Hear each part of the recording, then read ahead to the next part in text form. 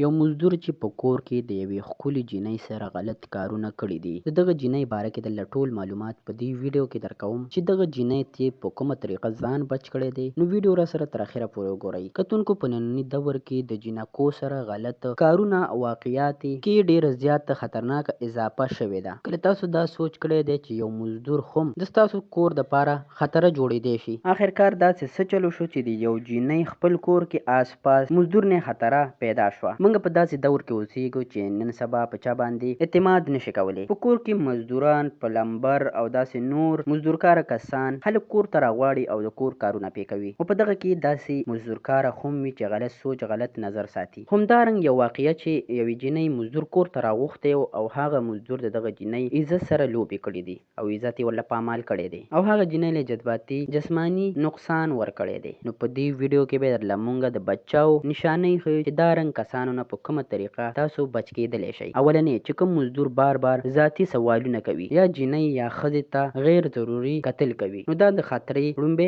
علامات دي. دویم، داسې کس اکثر کور ته کار له په داسې ټیم کې راځي چې په کور کې څوک نه وي. کله چې یو کاروالا مزدور په دا رنګ کور ته راتلل غواړي چې په کور کې جینۍ ځان لوي او څوک نه وي، نو فورا محتاط شئ او داسې کس نه ځان وساتئ. دریم، څه مزدوران په کور کې جینکو ته پټ پټ ګوري او د جینکو په کمرو باندې نظر ساتي او پټ پټ تصویران ترېنه اخلي. که یو مزدور غیر معمول سره موبایل استعمالوي نو ځان احتیاط کې وساتئ، ځکه چې دا یو خطره ده. دا د خطرې علامات کېدلی شي. په خپل کور کې کیمرې ولګوئ او په داسې کس باندې کله هم اعتبار مه کوئ. په ډېرو واقعیاتو کې چې په کور کې سی سی ټي وي کیمرې لګېدلې وي نو داسې نقصانات نه د کور خلک بچ کېدلی شي. نو کتونکو دغه هغه علامات دي چې ځان ترې ساتلی شئ داسې مزدورکارو نه او داسې کسانو نه